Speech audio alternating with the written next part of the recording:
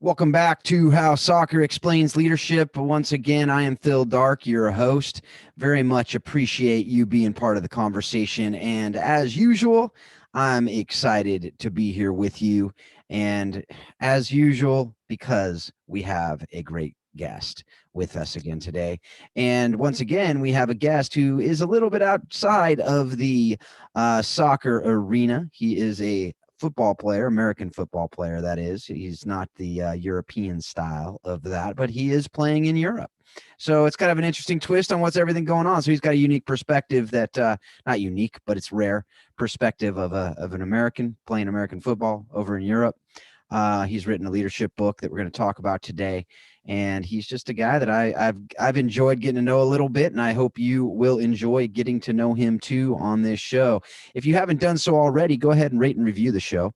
Subscribe wherever you're at as well. Join the Facebook group because that's the best place to connect with us. And there will also be, whenever this airs, we're going to be having some special content that will only be on that Facebook group. So I encourage you to go and sign up there. There'll be opportunities for you to dive deeper into a lot of this stuff that will be somewhat exclusive to that Facebook group. Also some word of mouth stuff that we'll be doing, but jump on there and that would be a great place. You can continue the conversation. The one other place you can do that really easily is on my email at phil@howsoccerexplainsleadership.com. So without more from me on that, Zach Hoffman, how are you doing? I'm great, Phil. Appreciate you taking the time to have me on, and looking forward to talking to you today.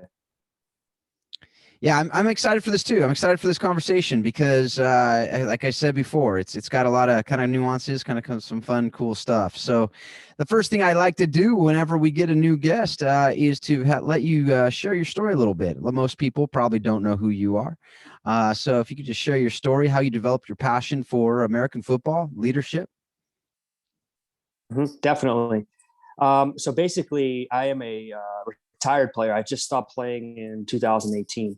And so now I strictly coach, and I really focus my attention to the youth. I've really found kind of my passion coaching the younger generation here in Europe. And so I started playing American football. It's kind of a funny story how I got into football in Europe. I was playing in college in the States, a small division two school in Pennsylvania.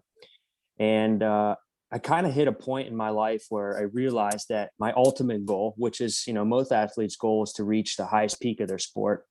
And I realized that I wasn't going to, reach my goal of going to the NFL. It kind of hit me all at once. And I kind of saw my life going down a path of normalcy, I guess you could say, the typical 4-year degree, play sports, play football, enjoy your time, get out, start working. And I always knew that I wanted more for myself as a person. I guess one of my biggest fears ever since I was young is fear of, just kind of getting lost in the shuffle of life. And so I knew I had to make a change. My passion was still with football and American football, but I knew a change was needed. So I made a huge choice, a big risk. I ended up dropping out of school my sophomore year of college, went back home with my mom, started living, working, going to community college, just because I knew something had to change. My ultimate goal wasn't going to be reached. Little to be known, I was kind of stumbled upon it randomly. My mom at the time was working for a company that helped foreign exchange students from Europe come to America to study. And she had kind of mentioned to me about, these kids coming over from Europe, and kind of sparked my interest a little bit. I've never been to Europe at that time. And so I just started Googling. I said, I wonder if they play American football in Europe. It just kind of came across me. I knew they played soccer though. And little to be known, there was football teams over there. And there was actually a website where you can, upload your highlights and film, and various coaches can look and, maybe recruit you to play over there. So I said, what the heck? I did it. 2 weeks later, I had an offer to go to Poland. And honestly, I was scared to death because I didn't know anything about Poland, anything about Europe, really. And so I wasn't going to do it. I said, you know what? I'm comfortable now. I'll just wait another year. I'll work the construction job I was working, and I'll see what happens. But then it kind of hit me that this was the moment I was waiting for. This is the reason why I left, my situation in college, because I knew that I needed a change. And so despite backlash from, my parents and other people, I knew that I had to do this for myself, and I would regret it if I did it. And so, long story short, I've been in Europe ever since 2012. I've ended up playing in 5 different countries: Poland, Germany, France, Italy, Austria, where I currently live at the moment. And it kind of changed my life, and it kind of gave me the opportunity to be where I am now. Without those experiences and without that initial decision to step out of my comfort zone, I would have never been able to write the book that I did, and accomplish the things that I currently did, and that I plan to do in the future. So it's just really opened my mind. And so that experience and that decision I made was such an important time for me. And that's why I encourage other people, if you're going through a time in your life where things are uncertain, don't get satisfied with comfort, because you have to step out of that in order to reach your full potential. And there's so many people, athletes included, former athletes, who have potential outside of their sport, but they fail to realize it. They're afraid to step out of that realm. And so that's something I just encourage people to do. Step out of your comfort zone. And that's kind of my short version story. But I'm so passionate about it, because it's given me so many opportunities that I would have never, ever had the ability to achieve if I would have limited myself to, simply being a college athlete and then working a job afterwards. Right. Which, is a path a lot of people take, but, and nothing wrong. Absolutely. You're not saying nothing wrong with that at all. Yeah. But it's just something that, as you said, you needed that next thing, and it wasn't kind of that norm. And that's fantastic. And you talked about the book that you wrote, which is Swiss Army Leadership. Is that available kind of wherever books are sold, the typical, on Amazon and anywhere else, or where is it? Yeah. Well, it's the thing. It's being published by a company, a publishing house, a small publishing house in the UK, called Ella Price Publications, and it will be out in bookstores in the UK starting in this spring, actually. So this spring, summer, so July, August. Okay. And will also be available on Amazon as well. But at the moment, it's not currently available for sale on Amazon. Okay. But after I've been giving people free digital copies, whoever's interested. So whoever here is interested, I can send them a copy. If they shoot me a message on Instagram or email, I'd be happy to send it for free. But like I said, it's in the process, but I'm looking forward to its release for sure. All right, fantastic. And what would that handle there for Instagram or Twitter or wherever they could reach you on social? Yeah, exactly. So Instagram, you can reach me at Zhoff, ZHOFF 12, Zhoff12 on Instagram. Just shoot me a message and like my page if it's okay. And also at my email, it's Zach, ZACH at SWALeadership@gmail.com. Perfect. All right. So folks, you heard it there. You can grab a free copy of that book. What a great, generous offer. Thank you, Zach, for that. And if you want, just go ahead and reach out to him there. He'll shoot you a copy of it. And otherwise, you can grab that hard copy of it on Amazon in the next couple months. You'll be able to, after, once this will probably be airing sometime in July, I'm guessing, while we're interviewing or doing this interview a little bit before that. But by the time it's aired, it'll just be a little bit longer wait. So you can grab the hard copy of it there. And I encourage you to do so. Even if he sends you that free copy, support him the other way too, to buy that book and give it away to somebody else if you've already read the digital copy. So with that, though, I do want to get into the meat of it a little bit. You talked about the experiences you had. 5 different countries. And if I remember correctly, let's see how I passed the test. You said Poland. Was it Germany? Was that right there? Italy? Yeah, correct. Yeah. And then one more. What was it? One more. France. So point being, which is what I thought, all different languages too. So different cultures. Yes. Different languages. Some people will speak English, but it's kind of a novelty more than anything, and they might want to be working on the English. So, but what that really is shown is the importance of, as a quarterback, which you are, you have to be pretty pretty mobile, pretty agile, pretty quick on with the mental thinking. And with intercultural competence, you got to be really agile and adaptable as well. Can you kind of just discuss that idea that as you're living in these different countries, you're learning all these different things?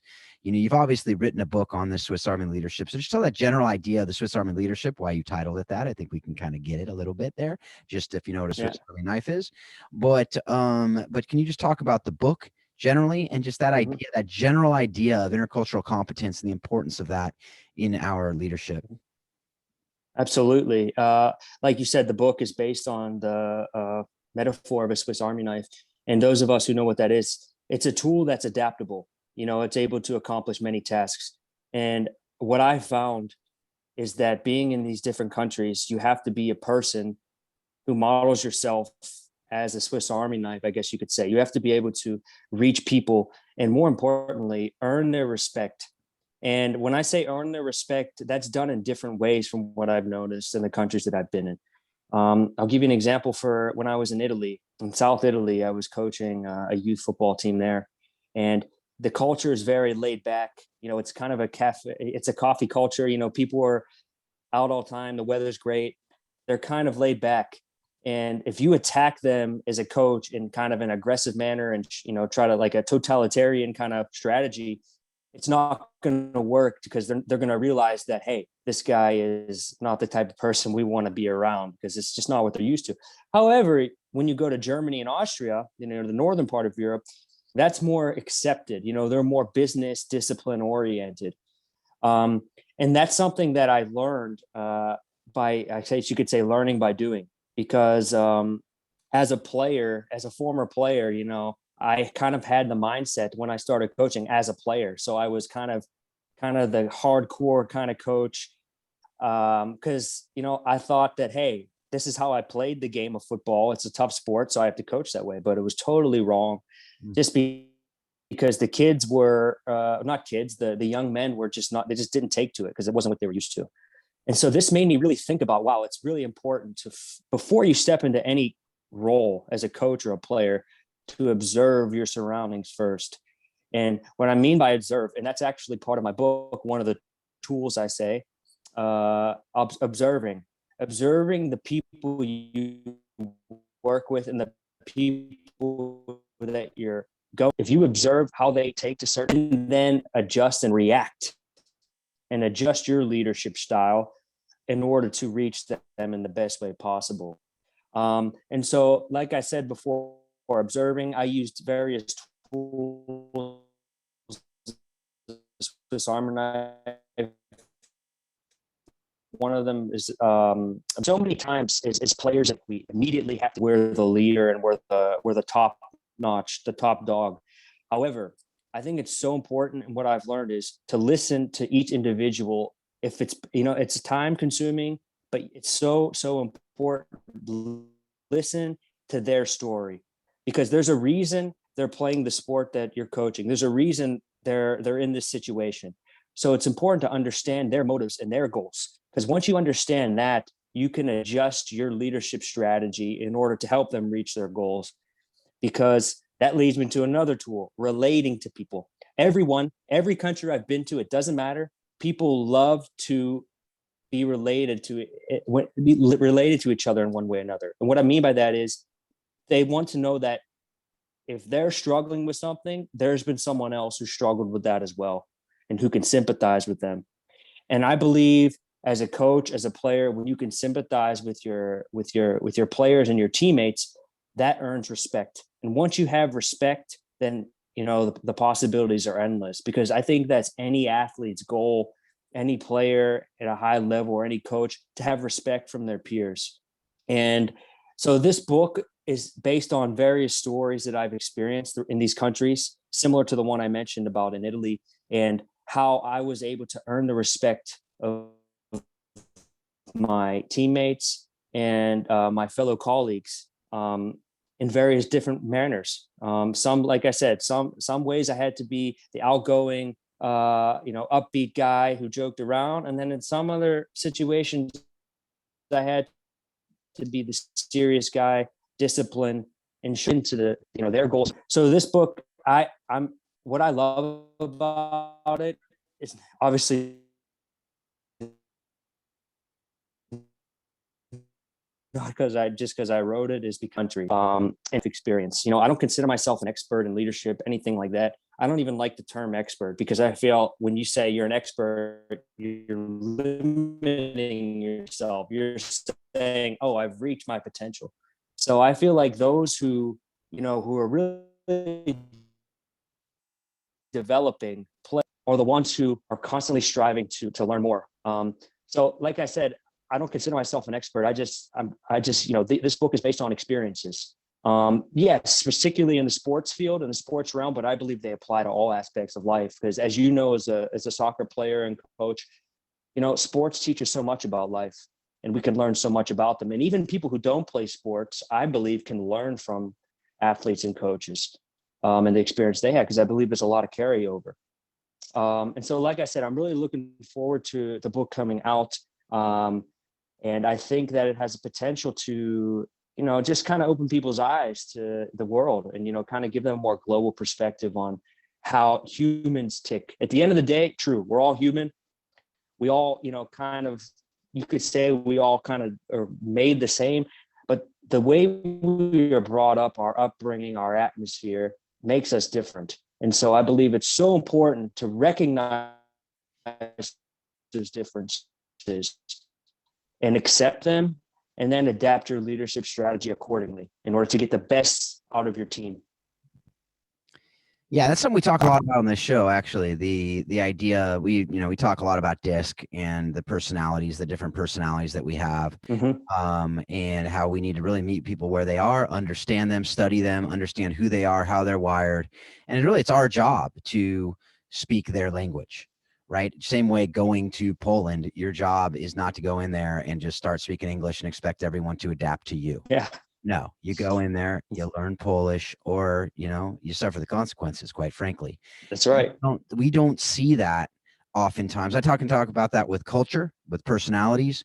It's the same thing. We go into a culture, you go into Poland and you don't speak Polish, and you don't just try to speak English and go, hey, how come you don't understand me? What? You get an interpreter, right? You get an interpreter. Yeah. Absolutely. Really, we need interpreters for culture. Sometimes we need interpreters for personalities. My wife has the opposite personality from me, and I talk to her all the time about, hey, help me understand this. I'm going and I'm with someone who's more reserved. I'm very outgoing. And she says, well, you might want to say this, you might want to say that. And she also says to me after the fact, hey, do you realize what you just said? And I go, yeah, I said this. She says, that's not what everyone else heard. Which is really important. And I think that we need to know that we need to have people who care about us for that after the fact, feedback, but hopefully we can learn ahead of time. So can you just talk about that? I want to talk about that and just camp out on that a little bit. You mentioned it briefly, but the idea of really earning respect, you talked about the earning respect, but when you don't speak the language, when you don't speak the culture, so to speak, and it also goes, these same principles will go to if you don't really understand the personality of whoever you're connecting with. But there's some overlap, obviously, but there's a lot of differences in each of these countries that you're living in. So what does that look like to earn that respect, which you have to do as the quarterback, or you're not going to be effective? But also as a coach, you got to earn respect, or you're not going to be effective. So how are you able to do that when you don't speak the language and you're not fluent in the culture either? Yeah, great question. And I'll just say in Europe, American football is a little bit different. Sometimes you'll have to be the quarterback and the coach. I remember I had one season, it was actually in Poland, where the coach quit halfway through the year. And they said to me, okay, Zach, you're going to also call the plays and you're going to coach the team while playing. So for me, the biggest thing, going back to your initial question, body language is huge, because they're observing your movements and your actions, how you react to adversity when something goes wrong, how you react to when things are going well. I noticed that even though probably half the time they didn't understand what I was saying, they read my body language and my tone of voice. And, that goes to posture, enunciating your voice, because that portrays confidence. And when you portray confidence, even if you're faking it sometimes, they're going to be more confident as a result, even if they don't know what you're saying. I believe body language is so crucial And, that's even more when you're working in, cross culture, because oftentimes there's going to be guys who, don't understand what you're saying, and you can't expect them to. And I believe the biggest mistake is to go into a situation and kind of expect people to just adjust to you and how you were born. And I believe what I've seen, I'm not trying to, say it to everyone, but a lot of American players that come over here, that's exactly what they do. They come over here and, like you said, they just expect people to speak their language, expect people to know what they eat, when they wake up, what they like to do, their hobbies. And it just doesn't work like that. And so that comes back to observing, opening your mind. And even if there are times when you don't feel as confident or you're unsure, portray with your body language and your voice that things are in control, because they recognize that they're smart too. They're smart people. And so they're just like us. They read the things we read. We look at body language too. We look at how people talk. We look at eye contact, handshaking. Portraying confidence with your body can go a long way. And that's something I learned. And, there also were times where I didn't portray great body language, and I did get down and I did get frustrated, and they immediately recognized it, and then sinks the atmosphere of the team and the mood of the team. So you could say if the same thing happens in the States, except, we communicate a lot through, verbally and, words. And I would say in Europe and across culture, it's really through body language. It's emphasized to another level, because sometimes that's all you have to communicate with someone. Yeah. And, I want to ask this. I want to know if you've seen the same thing in Europe, but I also know when I've traveled the world and talked to a lot of different people in a lot of different countries, and I've gained respect through what you've talked about, that confidence, that ability to show via body language and whatever other ways you're able to exude that. But I've also found the other side of it also gains respect, which is, and it's similar to here in the US as well, but the showing that humility, that humble learning posture is Absolutely. say, I don't know, and I don't understand. Absolutely. Can you help me? And it's not out of weakness. It's actually out of strength to go, I know what my strengths are, but I also know when I don't know, I don't want to fake it and then reap the consequences later. Do you see that as well? Absolutely. And you bring up a memory to me too. In Austria, it's really, because there are a lot of players who are, they come to practice. They're coming from soccer. A lot of players come from soccer, and they try American football. And you tell them to do a drill for catching, and they say, well, why am I doing this? And you have to explain to them why. And there are sometimes someone asks me certain drills, and I'm like, to be honest with you, I don't have an honest answer right now. I can't tell you why. And there have been times that, like you said, it's the worst thing you can do is try to be fake with what you know. It's best to just be upfront and honest. And if you don't have the answer, say, hey, listen, I don't have the answer now, but I'm going to get it for you for the next practice. Or I'm going to find it out for you.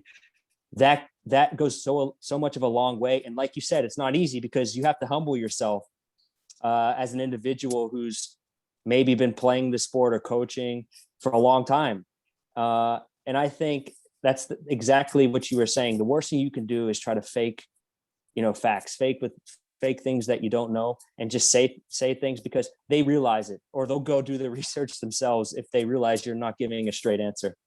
So that humility is so huge. You're absolutely right.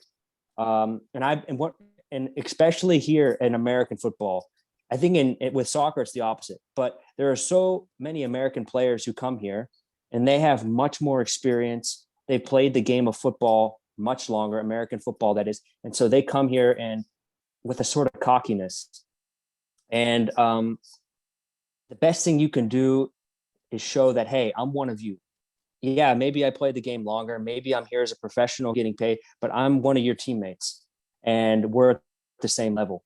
And I think that's been a really powerful thing too. That could be something as little as cleaning up after practice, picking up the cones or anything like that. Little things that show you're part of the team, and that humbleness really, really goes a long way.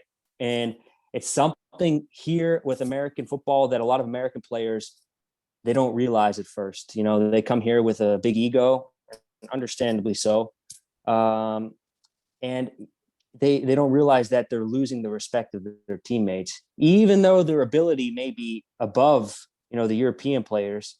The fact that they're not humble and that they're showing a bad attitude is going to bring down the vibe of the team. So that humbleness is huge. Exactly what you said. Yes, I agree. Yeah. So, going with that, this is just kind of a fun little question, but in the US, if you play Sure. soccer at the pro level, oftentimes the broadcasters and other people may be saying, well, it's not quite football. It's kind of the lesser sport, blah, blah, blah. Right.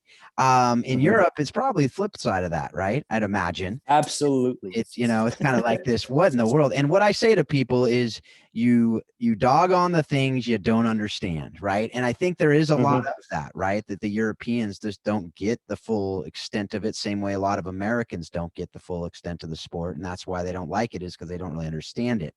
To say it's boring, you don't understand the nuances. It's like if you talk to a baseball fan, they'll say, well, you just don't get it. And I go, no, I get it. I just don't think it's exciting most of the time, but that's okay. I can appreciate it, and I appreciate why people do. But how does that feel over there in Europe, playing this sport that is clearly an American sport, and it's one that a lot of people not only don't understand, but they're kind of stick their nose up to it. What does that feel like? Yeah, I guess you could say karma, because I remember when I was in high school, we would for the American football team, when we would practice, if it was always, we would have first dibs on the field. So if the soccer team was practicing, it was okay to just kick them off the field and go on. However, here it's the exact opposite. If you want to practice American football, you either have to pay for the field, the club has to pay, or you get maybe like an hour time slot before the soccer team comes. But I will say this, what I've really came to appreciate about soccer in Europe is just how passionate people are about it. It's amazing how it's really a part of their life. They really prioritize their local team like it's a family member or a wife. It brings people together. And it's an amazing, for me, like I said, I was one of you, like you said, I always thought soccer was boring. However, ever since I've been here, I love watching it. I'm looking forward to the Euro Cup that's coming up this coming year, hopefully this summer. And so I love how it brings people together. And you're exactly right about American football. It's the exact opposite. You come here and you say, oh, American football, cool. But, isn't that kind of only crazy people play that because it's too aggressive. I've had many people say that to me. But in the end, it's you're exactly right. It's the exact opposite. But I see it, like I said, as karma from all my years of living in the States, playing football, American football. I come here and, you get kind of the treatment that you gave the soccer players. So, yeah. So maybe you can relate a little bit to them. I coach soccer at the high school level, so I know the feeling of not being able to use stadium field because football is there, and our football team is really good. So they usually go to state finals, which you never want to root against your team, but sometimes we were like stadium back, So, but. That's something that every soccer coach out there in America is shaking, yep. I know what you're talking about. Absolutely. 100%. So we absolutely know that's the case. But to kind of go back to a little bit of what you mentioned earlier too, that your career ended a couple years ago. Right. So playing career, that is not your football career, coaching still.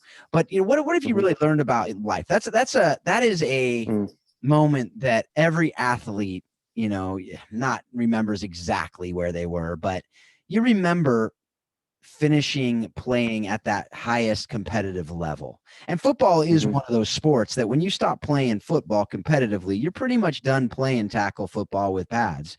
Most people don't just pick it up and go and play an adult league someday like you do with soccer or tennis or golf or, softball or whatever it may be, right? So what have you learned about life and leadership, from that transition, from the end of your playing career, especially since your career didn't, as you said, it wasn't your plan A when you were growing up.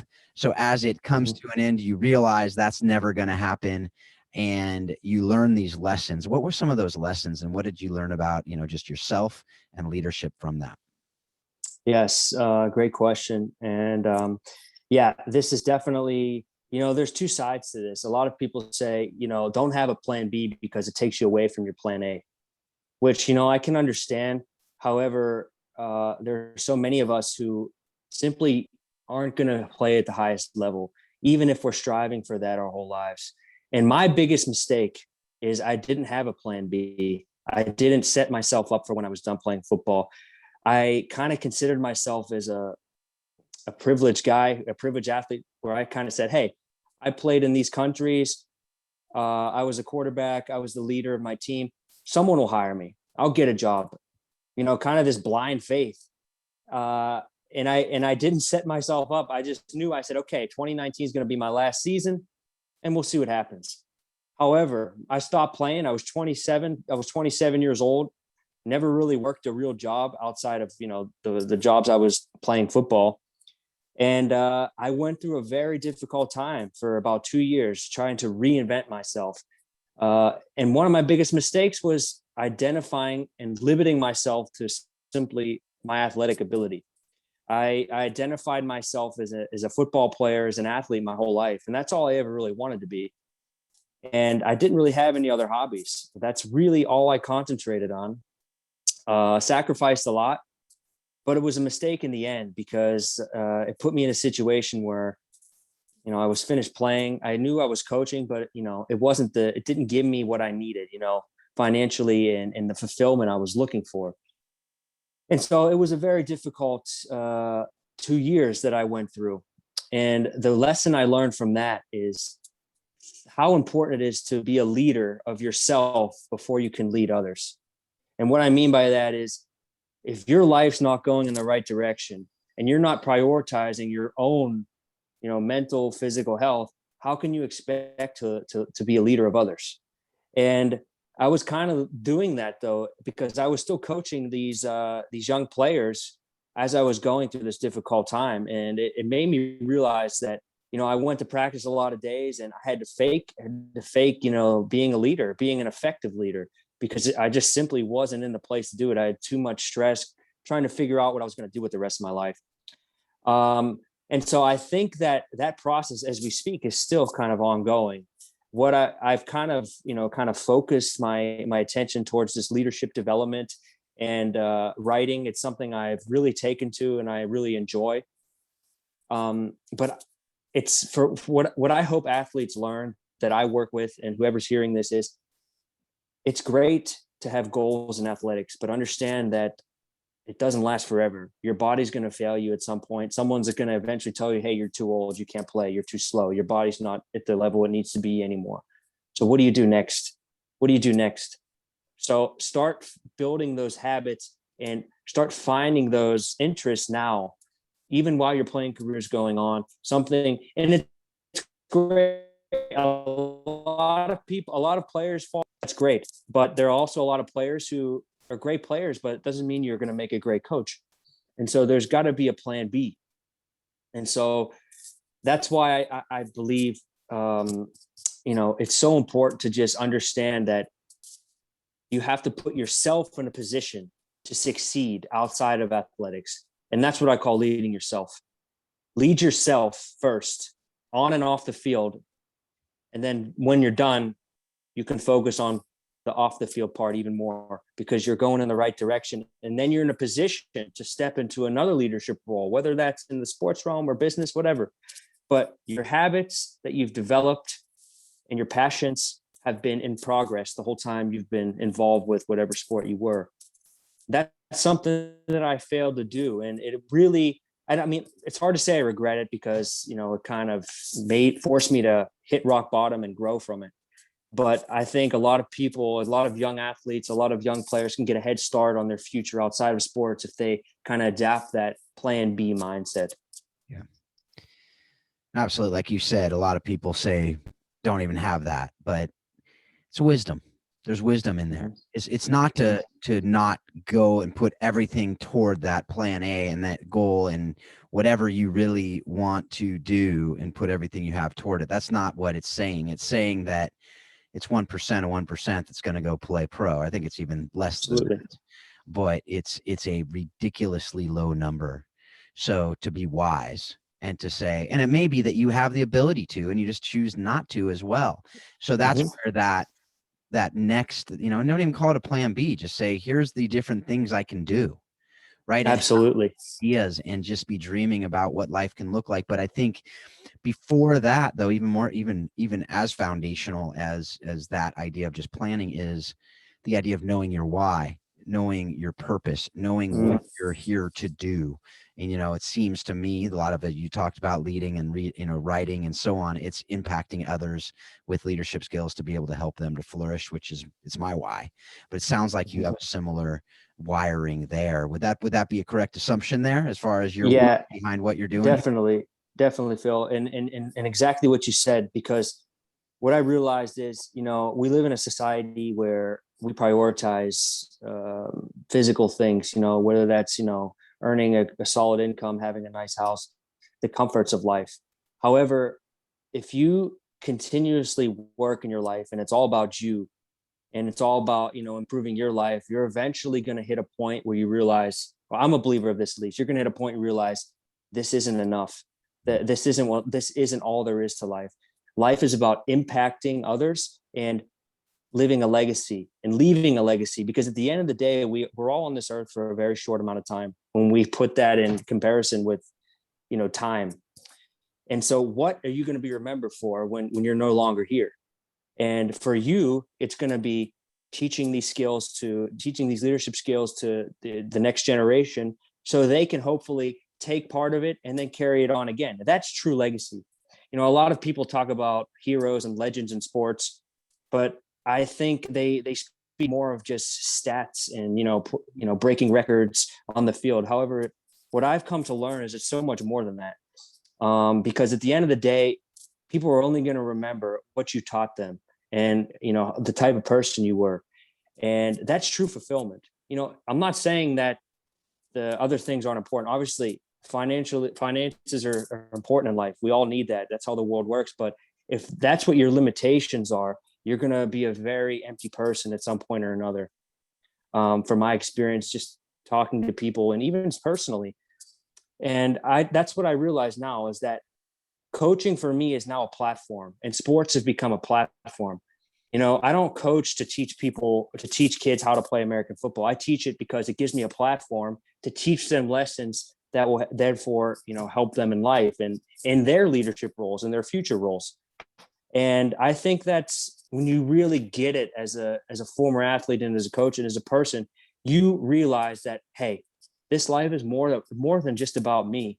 It's got to be, long lasting and reach, my impact has to reach others, and then therefore their impact will reach others. And so it just carries on. And that's what I feel like a true legacy is. And I feel like those of us who are really striving for, really, really becoming satisfied with ourselves and the way our lives are going, are the ones who are, hey, obviously, like I said before, leading yourselves, but understanding that it's got to be more than just about me. Once I have my priorities, my habits in line, then, okay, I need to step out and I need to teach this to others so they can therefore carry that on. And that for me is true legacy.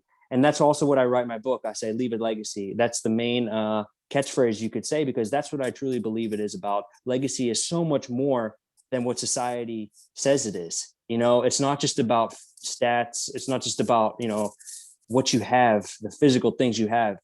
It's about what you give emotionally.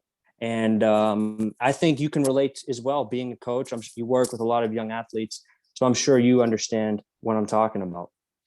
Oh, absolutely. Absolutely. I mean, it's why I do what I do. It's why I coach. It's why I do this. It's why I do everything I'm doing, is to help others to understand these principles and to be able to flourish themselves. I mean, that's the thing you talked about there. I mean, you talk about leaving a legacy and having it be about others. You also talk about self-leadership. And a lot of people think, oh, well, that your self-leadership, you're just talking about narcissism. It's all about you. And that's to the contrary, right? Exactly. And I want to make sure that people hear that the distinction is you are leading self so that you can lead others effectively. If you aren't healthy yourself, then you can't healthily lead others. It just Absolutely. you will do more damage than you want to do, and you won't even know you're doing it. if you're not healthy yourself, and you'll burn out, and then you're no good to anybody. So that's what they say. I mean, that's the whole analogy of the airline. When the oxygen mask comes down, put on yourself first, and then put it on the That's right. people around you, because you're no help to them if you pass out and you're useless. Right. So Absolutely.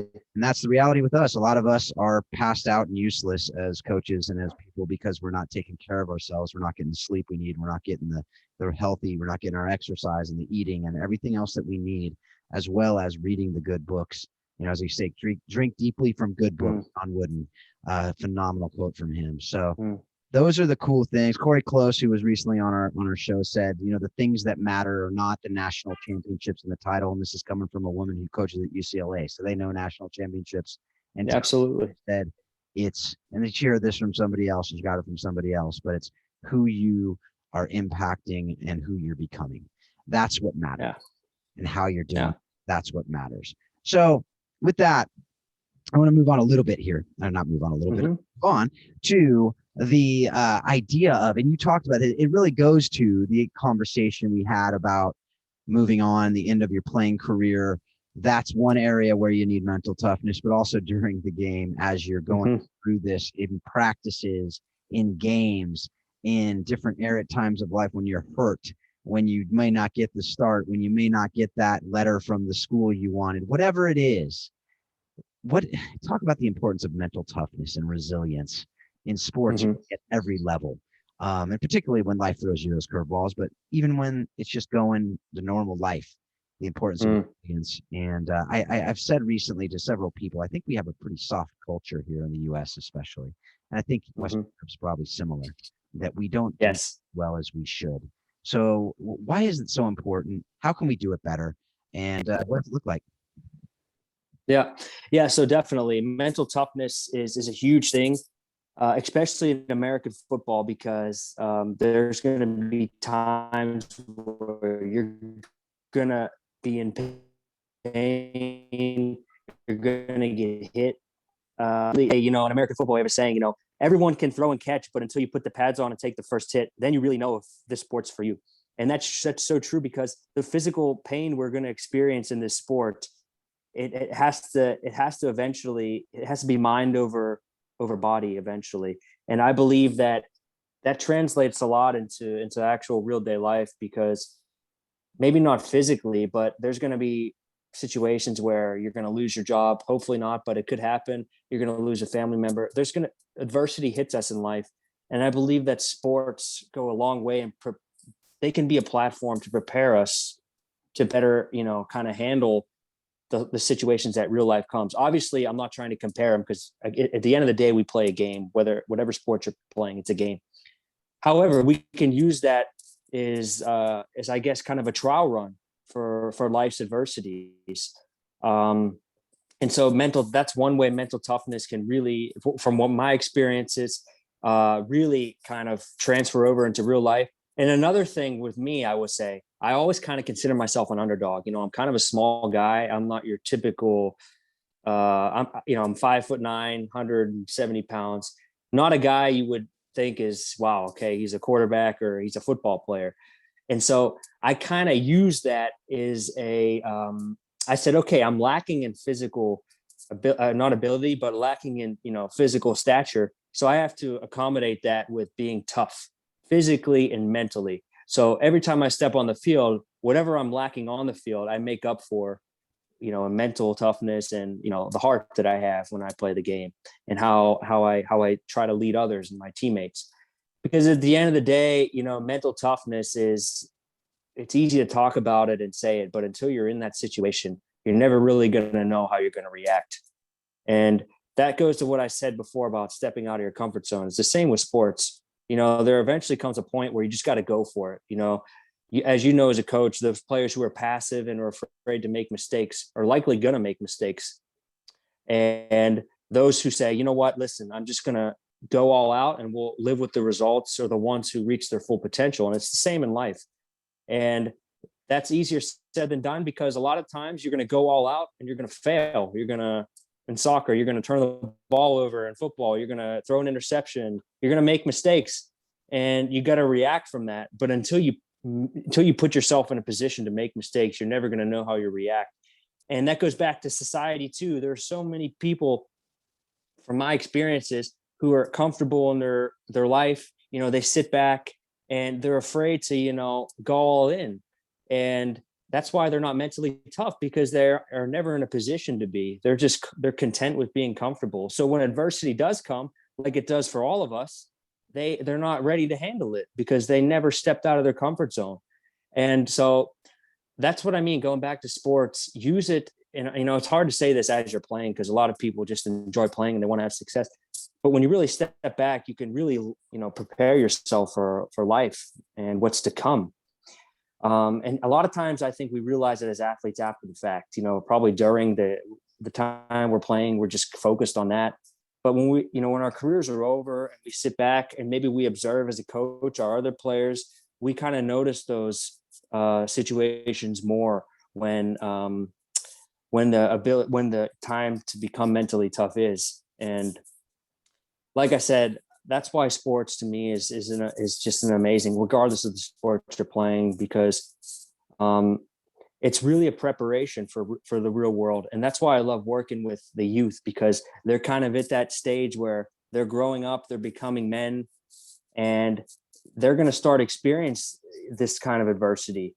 And so I believe I take responsibility to try to emphasize that, hey, you're going to get tackled, you're going to get injured, but how are you going to come back from it? Because life goes on.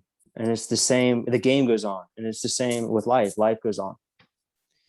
Yeah. And the reality is, you said it earlier. I mean, we're playing games here. So it's soccer, football, baseball, whatever, right? We're playing a game. If we can't handle the adversity and overcome the adversity there, what's going to happen when we, lose money later in life, or we lose a job and it's, our family's on the line, and we have, a house mortgage payment and other things going on, and you get that unexpected. And if we can't deal with it in the game, it's going to be really hard to do it later in life. And so we can learn these lessons in the game, so that when they happen and the stakes like really, really matter, like we're talking life or death sometimes, and we're talking your family being on the street versus being in shelter, that's when the rubber really hits the road. And that's where we can practice. We're basically practicing through our life through these games. And if we as coaches don't see that, I think we're missing a massive part of coaching and of being able to do what we can possibly do. Yeah, absolutely. Just what you said there. I was just going to tell you, I look back at, previous coaches that I've had and other coaches, and a lot of them are missing it because they don't emphasize that. They're so concentrated on wins and losses, where they don't understand the big picture, and they're stressing, the game so much to these kids and how important it is.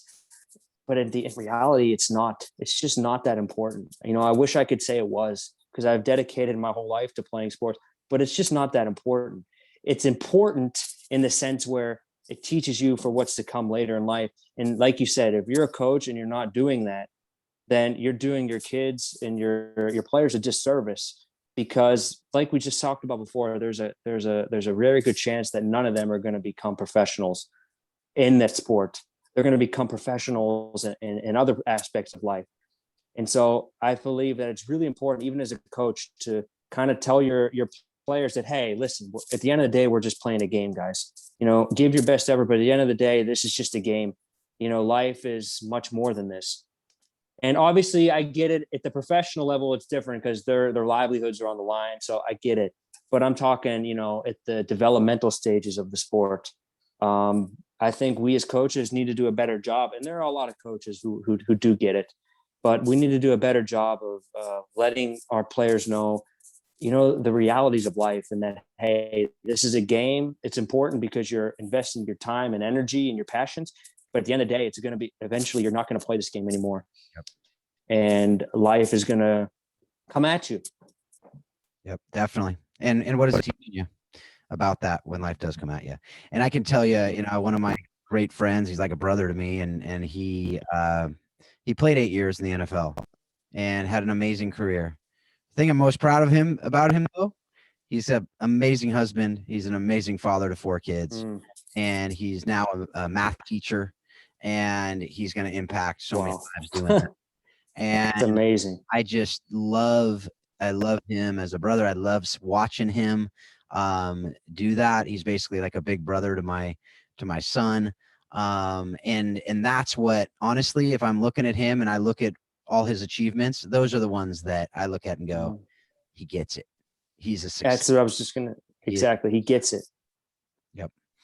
And so, and I look at my kids and I go, what am I most proud of? And there's a lot of things. There's tons of things. But is it because they're a really good player, or is it because they're a classy player with character? And when my daughter just decided to stop playing, and how she did that made me so proud. And just hearing she's thinking about what she's passionate about and she's pursuing those things. I'm like, that's what it's about, and she learned a ton Absolutely. through sports, and she learned a ton about resilience, and she learned a ton about, character and who she wants to be and who she doesn't want to be, and all those things, which are, we can absolutely learn these teamwork and leadership lessons. So on that note, what have you learned directly from the game of American football in this case, or from soccer, since you have experienced that quite a bit in the amazing European football world?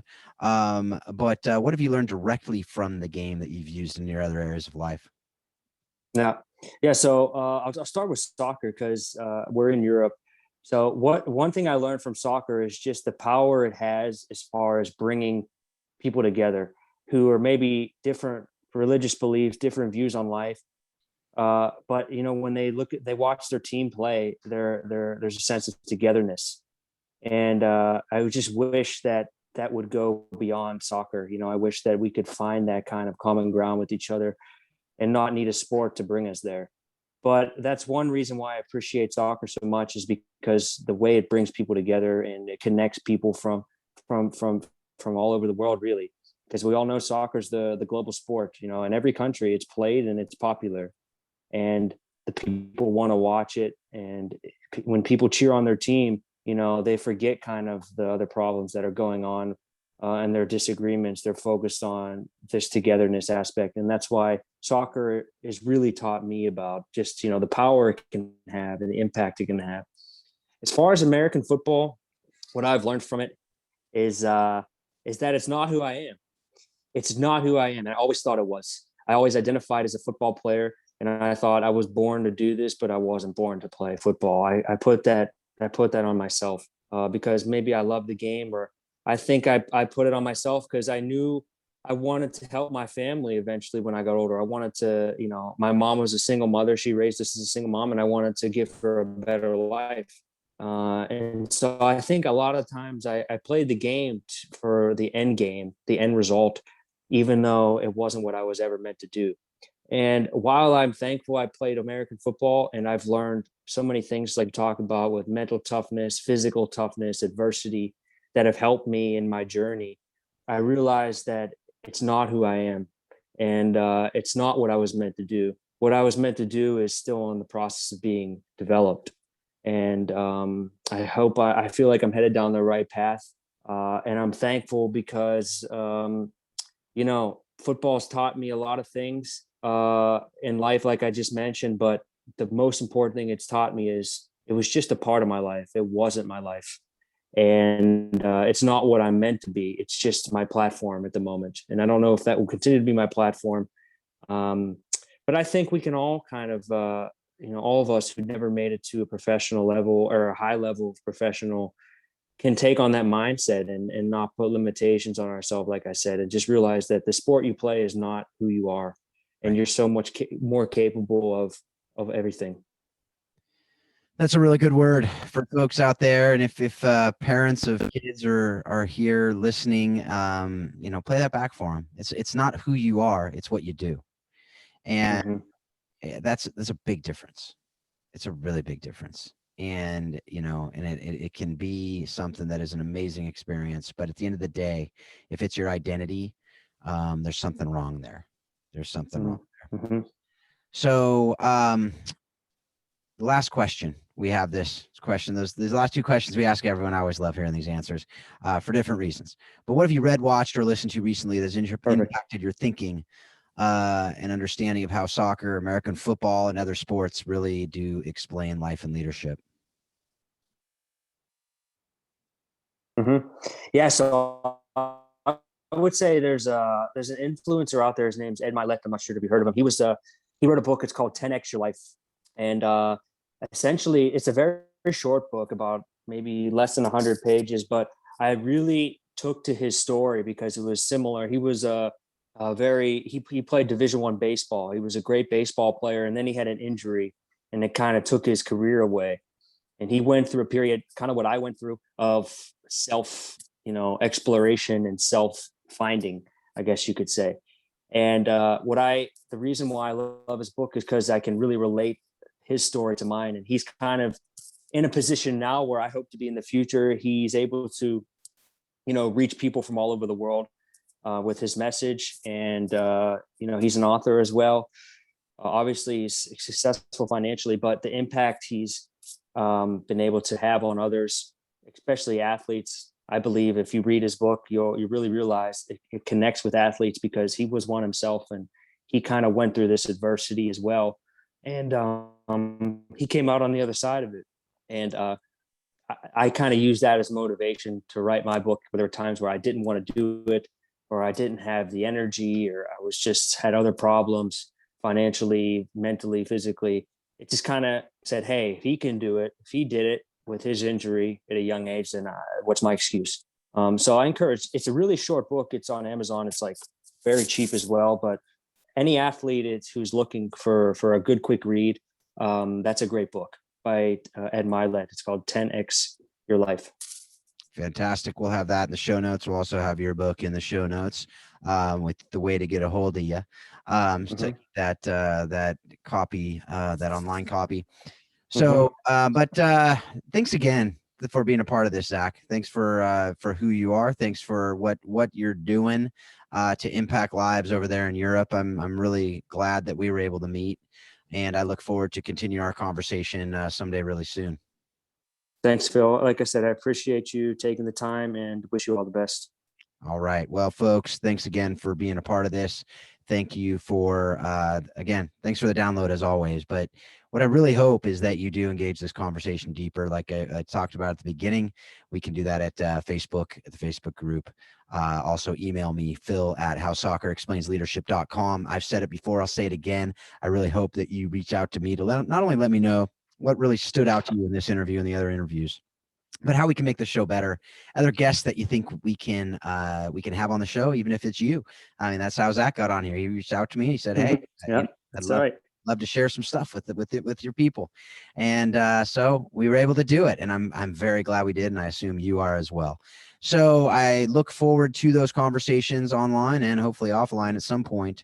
But as always, most importantly, right now for today, I hope that you took what you listened to, what you heard today, and you're able to use it in your life to help your leadership, to help in all the relationships that you have, and that you're able to use it to help you understand that soccer, and in this case, American football, really do explain life and leadership. Thanks a lot. Have a great week.